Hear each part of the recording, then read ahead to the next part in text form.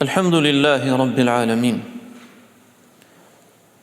Rabbis samawati wa Rabbil Arshil Azim Wa ashhadu an la ilaha illallah wahdahu la sharika lah Wa ashhadu anna Muhammadan abduhu wa rasuluh قال الله جل جلاله يا أيها الذين آمنوا اتقوا الله حق تقاته ولا تموتن إلا وأنتم مسلمون إن أصدق الكلام كلام الله وخير هدي محمد صلى الله عليه وسلم وشر الأمور محدثاتها وكل محدثة بدعة وكل بضعة ضلالة فالندريمة تكوين الله عز وجل Paqja lavdërimi I tij qoftë mbi vullën e pejgamberëve Muhammedin sallallahu alaihi wasallam, familjen dhe shokët e tij dhe gjithë ata që pasojnë atë deri në fundin e kësaj bote. Fjala më e mirë është fjala e Zotit xhella xhelalu, Kurani Kerim. Udhëzimi më I mirë është udhëzimi I Muhammedit sallallahu alaihi wasallam. Punët më të shëmtuara në fenë e Zotit janë shpiket çojnë humbje dhe humbja çon zjarr. Nderuar vëllezër dhe motra besimtarë dhe besimtare, prej cikleve që kalojnë shoqëria e çdo populli është se ato duhet kalojnë natyrshëm.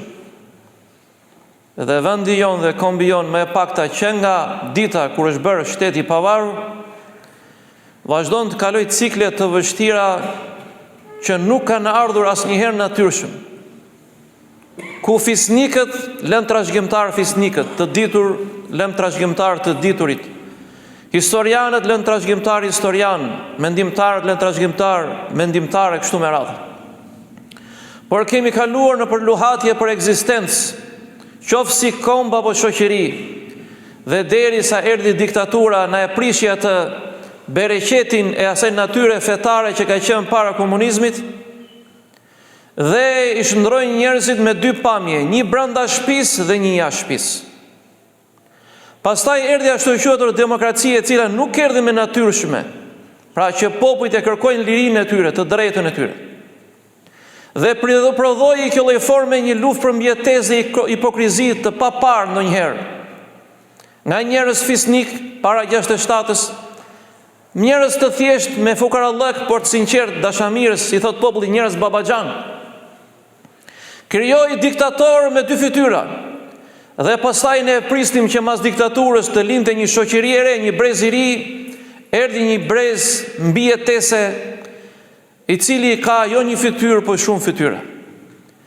Fenomeni që do trajtojmë sot është forma apo dëshira dhe mënyra për ta pasur mirë me të gjithë. Dëshira për ekzistencë, falsiteti, servilizmi I ndryshojnë njerëzit jo me një karakter dhe identitete, po me shumë karakter dhe shumë identitet. Dhe lind nevoja për të qenë vetvetja, se si duhet dukesh në sytë e njerëzve dhe në sytë e Allahut Azza wa Jall.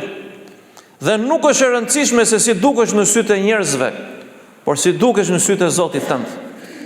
Allahu Azza wa Jall I sheh zemrat, I sheh qëllimet, I sheh fjalët, I sheh veprat, ato që duken, ato që nuk duken. Nëse neve jetojmë me këtë lloj ndjenje, jam I bindur që çdo njeri, çdo besimtar, çdo qytetar, çdo individ do të jetë gjithmonë vetvetja. Pra smundja e kërkimit të kënaqësisë së njerëzve. E siç thot Imam Shafiu rahimullahu taala, ridon nasi ghayatun la tudrak. Të arrish kënaqësinë e gjithë njerëzve është mision I pamundur. Prandaj na takon dhe duhet që çdo besimtar të jetë vetvetja. Njeriu I sotëm jeton mes pasqyrave të tjerëve, duke harruar se fytyra e tij e vërtet nuk reflektohet në sytë e njerëzve, por në dritën e Allahut Azza wa Jall. Ai endet nga një mendim në tjetrin, nga një gjykim në tjetrin, nga një sjellje në tjetrën, nga një vendim në tjetrin, derisa u mbet qëndrese në vetes tij. Dhe kur e pyet se kush je, ai s'vet nuk e di. A nuk thot Allahu Azza wa Jall në Kur'anin Kerim surën Tauba, a kërkojnë ata kënaqësinë e njerëzve apo kënaqësinë e Allahut? Allahu është më I denj për të kërkuar kënaqësinë e tij. Prandaj këtu vendoset boshti ekzistencial I njeriu, ose jeton për të përkohshëm ose jeton për të përjetshëm. Pejgamberi sallallahu alaihi wasallam në hadithin transmeton Buhari dhe Muslimi thot kush kërkon kënaqësinë e Allahut duke zemëruar njerëzit, Allahu do të kënaqë atë dhe do ta bëjë që edhe njerëzit të kënaqen me të. Pra qëllimi i pejgamberit alayhis salatu wasalam është që nëse ti kërkon kënaqësinë e Zotit, pra flet drejt, vepron drejt, gjykon drejt, merr vendime të drejta. Ndoshta kjo do t'i zëmrojë shumë për njerëzve, sepse drejtësia është një rregull që nuk pyet majtas dhe djathtas, nuk shikon se kush je, por vë balancat në shoqëri. Mirë, po disa njerëz do të zemrohen. E pra le të zemrohen. Nëse kërkohet për ty vendimi drejt, për te vendimi drejt, apo zgjedhje drejt, apo fjale drejt, apo peshore drejt, ti do ta bësh atë. Sepse kjo është ajo që kërkon Zoti prej teje. Edhe pse do të zemrohet një grup prej njerëzve, do të shërohen shumë smundje dhe do gëzohet një grup tjetër prej njerëzve. Prandaj pozita jote tek njerëzit nuk varet se si të shohin ata ty, por si dukesh ti në sytë e Allahut dhe në peshorën e Zotit subhanahu wa taala. Paradoksi hyjnor këtu është kur braktis varësin nga njerëzit fiton edhe zemrat e tyre. Prandaj Hasan al-Basri rahimahullahu taala thot: nuk do të shpëtoj ai që e njeh të vërtetën, por e lë atë nga frika e njerëzve. Pra frika nga gjykimi i njerëzve është një burg pa mure, të nderuar besimtarë dhe besimtare. Studimet moderne dhe psikologjike tregojnë se njeriu që jeton për miratimin e jashtëm jeton në një anë të vazhdueshëm, një ekzistencë pa bosh të brendshëm, pra nuk je vetvetja. Je thjesht si flamuri që të tundin njerëzit si të duan, njër majtas dhe njër djathtas. E dyta, rreziku i falsitetit dhe dyfirtyrësisë. Falsiteti është një mask që ngjitet në fytyrë aq gjatë sa që njeriu harron se çfarë fytyre kishte në fillim. Ai bëhet aktor në skenën e jetës, por harron se ka një shpirt që nuk mashtron dot. Allahu xhelle xhelalu kur tregon për munafikët, hipokritët në kohën e profetit alayhis salatu wasalam, çfarë thot? Hipokritët përpiqen ta mashtrojnë Allahun, kurse ai i hedh poshtë dredhit e mashtrimit e tyre. Pra mashtrimi ndaj të vërtetës është një kthim i heshtur drejt shkatrimit, nderuar vëllezër dhe motra, besimtar dhe besimtare. Pejgamberi sallallahu alajhi wasallam thot shenjat e munafikut janë 3. Kur flet gënjen, kur premton nuk e mban fjalën, dhe kur i besohet diçka tradhton. Pra hipokrizia nuk është ide në shoqërinë tonë sot, por është sjellje e përditshme. Imam Ibn Qayyim rahimahullahu taala thot hipokrizia është smundje e zemrës që ushqehet nga dashuria për lavdërim. Pra përpjekja që gjithmonë njerëzit thonë që ti je i mirë, ti je mashallah, ti je i Zoti, ti je kështu, ti je ashtu. Pra e çon njeriu në aq larg sa që humb vetveten, ha ka harruar se si duhet të jetë ky njeri në sytë e Allahut subhanahu wa taala. A thua vallë që ka kaq nevojshme që dukemi mirë para njerëzve dhe të harrojmë figurën tonë, integritetin tonë, pamjen tonë, sjelljen tonë, moralin tonë, të shitemi kaq lirë? Pra, kur lavdërimi bëhet ushqim, atëherë sinqeriteti vdes nga uria. Në analizat moderne, identiteti dyfish prodhon një njeri të ndarë, një për botën dhe një për veten, dhe asnjëri nuk është i plot. E treta, instikti i mbijetesës dhe deformimi i karakterit. Sa njerëz sot për të mbijetuar kanë deformuar karakterin e tyre. Për i kafshat bukë, për një vend pune, për një interes, për të lavdëruar tek njerëzit, kanë harruar se kush janë. Shpeshherë njeriu justifikon kompromisin me arsyeën e mbijetesës, nga halli e kemi hoxh, çfarë do bëjmë? Edhe pse ai shikon çdo ditë që humb tek sytë e Zotit, dhe kur humb ke sytë e Zotit, humb edhe ke sytë e njerëzve. Humb edhe ke sytë e njerëzve. Prandaj, për çfarë vlere ka një jetë e ruajtur nëse humbet e vërteta që e bën atë të jetë e vlefshme? A nuk thot Zoti në Kur'anin Kerim: "Wala talbisu al-haqqa bil-batili wa taktumu al-haqqa wa antum ta'lamun." Mos e përzjeni të vërtetën me të pavërtetën o njerëz, dhe mos e fshini të vërtetën dhe ju e dini. Pra, e vërteta nuk pranon përzierje. Ajo ose është ose nuk është. Pejgamberi ynë alayhi salatu wasalam ka thënë: "Mos u bëni pasues të verbër ndaj tjerëve." Pra njeriu pa parime si hije që ndjek çdo lloj drite që i del përpara. Ibn Taymija rahimahullahu taala thot: njeriu i dobët ndjek njerëzit, kurse i forti ndjek të vërtetën. Forca nuk është në përshtatje, të nderuar vëllezër dhe motra, besimtarë dhe besimtare, por është në qëndrueshmëri ti jesh I qëndrueshëm në atë që je, ti jesh vetvetja, ti jesh e vërteta. Prandaj psikologjia bashkëkohore këtë e quhen maskë mbijetese, kurse feja jonë e quhen humbje të vetvetes. E katërta, humbja e vetvetes dhe kriza e identitetit. Kur njeriu largohet nga sinqeriteti, ai bëhet I huaj për veten e tij. Ai mund të di emrin e tij dhe mbiemrin, por nuk e njeh me shpirtin e tij. Allahu Azza wa Jall thot në Kur'anin Kerim: "Wa la takunu kalladhina nasu Allah fa ansahum anfusahum." Mos u bëni si ata që harruan Allahun Azza wa Jall dhe Zoti I bëri që ata të harrojnë veten e tyre. Pra këto janë pasojat kur njeriu nuk do të jetë vetvetja, ashtu siç e ka krijuar Zoti, por do të jetë ai që dëshirojnë të tjerët të jetë për të. Njerëzit të shohin ndryshe me shikimet e tyre, me opinionet e tyre. Diku të shohin të mirë, dikush të shikon I keq, dikush të shikon arrogant, dikush të shikon I mirë, dikush të shikon I pasur, I varfër, I dashur. Por kjo I ka bërë që shumë prej nesh sot hupin identitetin e tyre. Dëshira për të lavdëruar, për ta pasur mirë me të gjithë, për të qenë gjëja I mirë me të gjithë, të ka shkatruar karakterin, moralin, identitetin, integritetin si figurë njerëzore njëherë, pastaj si besimtar. Pejgamberi sallallahu alajhi wasallam ka thënë innal a'malu binniyat. Veprat janë sipas qëllimeve. Prandaj qëllimi është zemra e veprës. Nëse ajo prishet gjithçka. Imam Ghazaliu rahimahullahu taala thot: sinqeriteti është që të veprat e tuaja të jenë për Allahun Azza wa Jall. Pra, të qenit autentik, vetvetja nuk është filozofi, por është adhurim, të nderuar vëllezër dhe motra, besimtarë dhe besimtare. Njeriu modern shpesh ka gjithçka përveç vetes tij, një pasuri e madhe me një boshllëk të thellë. E ka luksin, e ka pasurinë, e ka familjen, e ka famën, e ka mirëqenien, por ka boshllëkun në zemrën dhe shpirtin e tij. Ja që ai nuk është më vetvetja. E pesta, rruga e shpëtimit është sinqeriteti dhe qëndrueshmëria.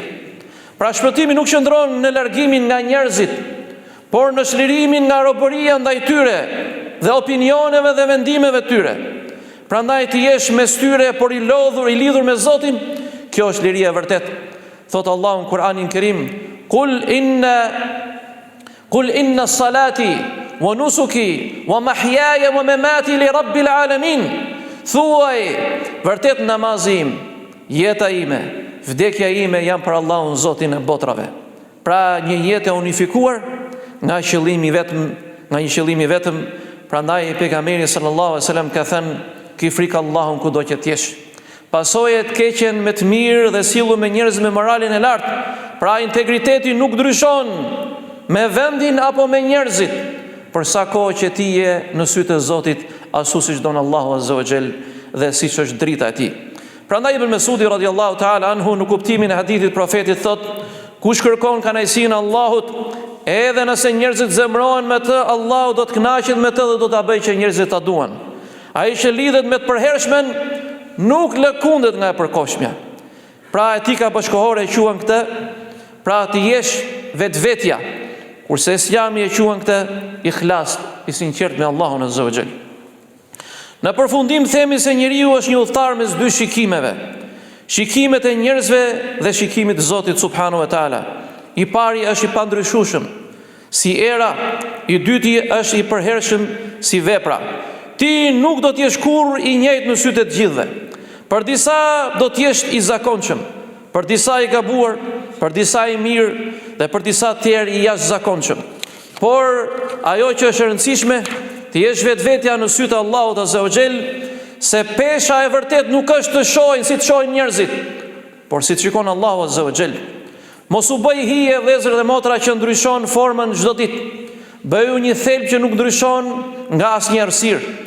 Mos e ndorrot vërtetën për durat rokitjet e njerëzve dhe kënaqësinë e tyre, sepse ato një ditë do të heshtin, do të pushojnë, por e vërteta është ajo që mbetet. Në fund njeriu nuk gjykohet për imazhin e tij që qëndroi, por për zemrën si e mbajti dhe si e ruajti përpara Zotit Azza wa Jall. Prandaj në shkencën e psikologjisë people pleasing thot, është një term modern që e përdorin, prirja e tepruar për kënaqësinë, për të arritur kënaqësinë të tjerët, shpesh është duke lënë masdore veten dhe parimet dhe nevojat personale. Me fjalë të thjeshta, është kur dikush jeton më shumë për miratilin e njerëzve sesa për bindjet e veta dhe si do duket tek Allahu subhanahu wa taala.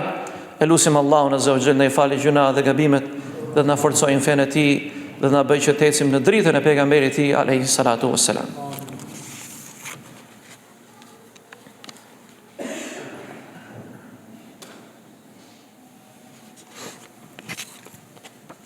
Alhamdulillahi rabbil alamin.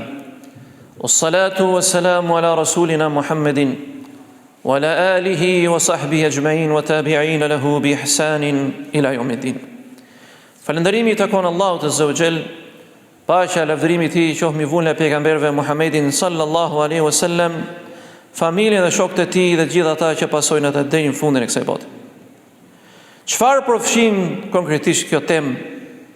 Pra, nëse thua po, edhe kur thuash jo, ke humbur. Frikë nga refuzimi ose kritika. Përpiqesh të dukesh gjithmonë mirë përpara të tjerëve. Sakrifikon veten për mos të mërzitur askënd. Pse ndodh kjo, vëllezër? Psikologët thonë nevoja për pranim dhe dashuri. Vetvlerësim të ulët, frikë nga gjykimi, edukim ku vlera lidhej me kënaqësinë e tjerëve dhe jo me kënaqësinë e Allahut azza wa jall. Pasojat janë humbje e identitetit, nuk e di më se kush je. Ankth dhe lodhje emocionale, marrëdhënie jo të sinqerta, ndjenjë boshllëku në kuptimin fetar, pra ti më nuk je askush. E ke humbur veten për shkak të pse duhet të arrish kënaqësinë e tjerëve, por harrove se ke ardhur në këtë dynja për të arritur kënaqësinë e Allahut azza wa jall mbi të gjitha. Me atë e ke llogarin, me atë e ke xhenetin. Mbi mëshirën e tij është ndërtuar gjithë jeta jote. Edhe nëse qofsh njeriu më i devotshëm dhe të arrish gradën e profetëve, të gjithë do të hyjmë në xhenet me rahmetin e Zotit. Dhe jo me fjalët e njerëzve, jo me opinionet e tyre, jo me qëllimet e tyre. Prandaj tregtia është ajo që është me Zotin subhanahu wa taala dhe jo ajo që është me njerëzit. Vjen fundi të gjithë ata që folën mirë për ty, apo folën keq për ty, apo të duratrokitën, apo të rrahën shpatullat, apo të dhanë mendim dhe opinione, apo të urrejtën, apo të paragjykuan, kur të vijë momenti i xhenazes do të braktisin. Dhe do të mbulohesh me dheun e tokës Allahut azza wa jall dhe qefinin e bardhë, dhe do të pyetesh vetëm ti, si ishe ti me Zotin? Çfarë kishe ti për Zotin? Çfarë përgatitet ti për Zotin? Sa e doje ti takimin me Allahun azza wa jall? Dhe tu e kupton njeriu se sa shumë ka humbur nga vetja e tij për të kënaqur me njerëzit, apo për të fituar zemrat e të gjithëve, apo për të dukur mirë për ta. Prandaj mos harroni, vëllezër dhe motra, kjo vlen. Ditën e tekbirit fundit, kur të merren ata që thonë Allahu Akbar dhe të lexojnë Fatihan dhe një sure, dhe të lexojnë salavatet për pejgamberin, dhe të ngren duart për ty që Zot fale, mëshiroje, lehtësoje.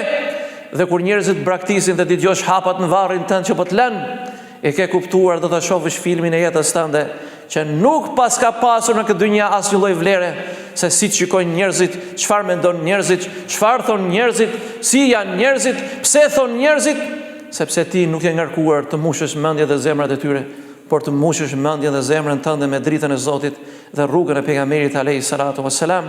Elusim Allahun azza wa jall ne i falë gjuna dhe gabimet. Elusim Allahun ne i falë gjuna dhe gabimet. Elusim Allahun ne i falë gjuna dhe gabimet. Elusim Allahun na zbukuroj zemrat tona me sinqeritet. Elusim Allahun na ndriçoj zemrat tona me Kur'anin. Elusim Allahun na ndriçoj rrugën me rrugën e profetit alayhi salatu wassalam.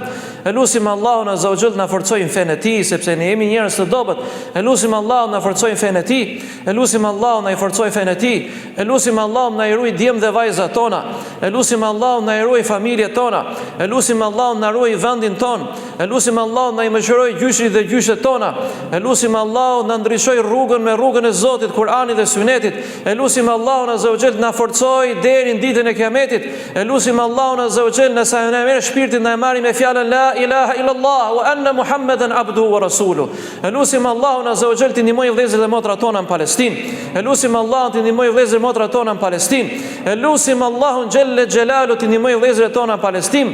dijeni se premtimi i Allahut është hak, fjala e Zotit është hak, forca e Zotit është hak, madhështia e Zotit është hak, ushtritë e Zotit janë hak, plot fuqia e Zotit është hak, dhe ajo do të ngeli deri në ditën e Kiametit dhe do të nxjerrë Zoti besimtarët triumfues me lejen e Tij. Walhamdulillahi rabbil alamin. Wa sallallahu ala nabina Muhammedin wa ala alihi wa sahbihi ajma'in.